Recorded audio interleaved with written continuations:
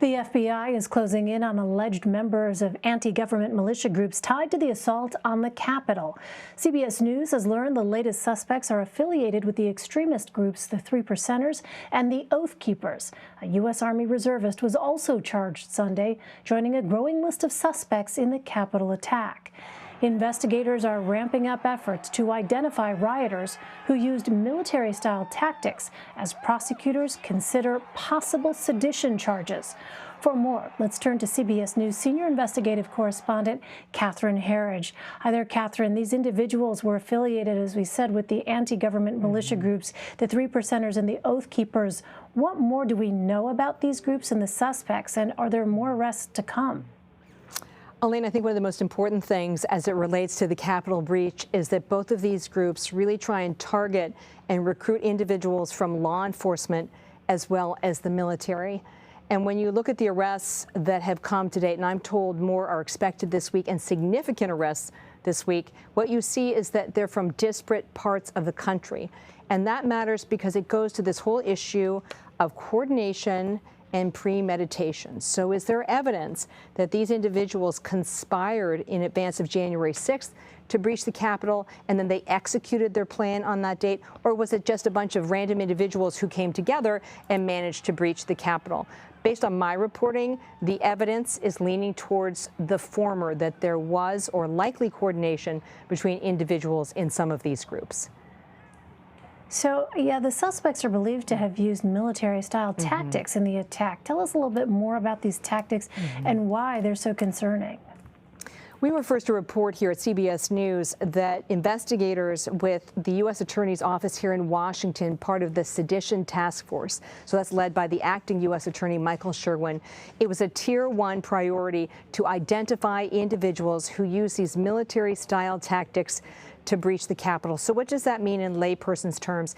If you start to sort of hone in and look at the video, you'll see in some situations almost like a chain of individuals. They have physical contact with each other, either a hand on the back or on a backpack. And that's how the military and law enforcement are trained to navigate hostile situations or unknown situations. And they do it through a series of hand signals. So, for example, one tap can mean we're stopping. Two taps can mean we're now proceeding. A tap on the right shoulder means we're now veering right. So it keeps the entire group together. I had that videotape, or a section of videotape, reviewed by a former ATF, former FBI, and he ran it by 3 of his SWAT buddies, and they all said it really reflected, in their view, some kind of formal training, either law enforcement or military. And all of that matters because it goes, again, to this issue of premeditation and coordination. It's really disturbing to hear. Meantime, Catherine, I know there is new information about the pipe bombs found near the RNC and DNC offices during the attack. What have you learned? Well, the pipe bombs matter because they were discovered in this really important window, Elaine, between 12:45 and 1:15. The first was discovered at the Republican National Committee headquarters at 12:45. And as you know from our reporting, that first group breached onto the Capitol campus just before 1, and then at 1:15, the second device was found at the DNC. Both of those locations matter because they are walking distance from the Capitol. What I've just recently learned about the pipe bombs is that they did not require professional military or law enforcement training to create. So in other words, it was the type of device, it was a little on the crude side, that could have been made from instructions on the internet. And I was also told investigators are trying to understand why both viable devices did not explode and whether there was an inaccuracy in how this kitchen timer, so the timing device, was set, or whether there was a faulty power connection with the batteries, which would go to a poorly executed improvised explosive device. But they're really important, I know, to investigators to understand who is behind them and whether these individuals are connected to anyone who breached the Capitol or whether there was some completely separate nefarious purpose.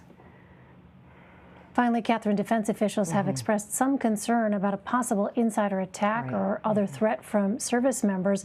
There are 25,000 National Guard troops coming to Washington for President-elect Biden's inauguration. How are officials addressing these concerns ahead of the event? Well, I think there are a handful of points here. Number one, they are asking the FBI and the Secret Service to vet the National Guard troops who are protecting the Capitol on the day. So that's upwards of 20,000 people. The acting Secretary of Defense, Chris Miller, has now confirmed publicly that they're not seeing specific or credible intelligence of an insider threat, but they are taking these steps out of an abundance of caution. That really is a reflection of the fact that at this point, and we're really early in the investigation, about 24 people with either a law enforcement or military background have now been arrested and have been charged or are facing charges for the breach of the Capitol just about 10 days ago. All right, Catherine Herridge in Washington for us. Catherine, thank you. You're welcome.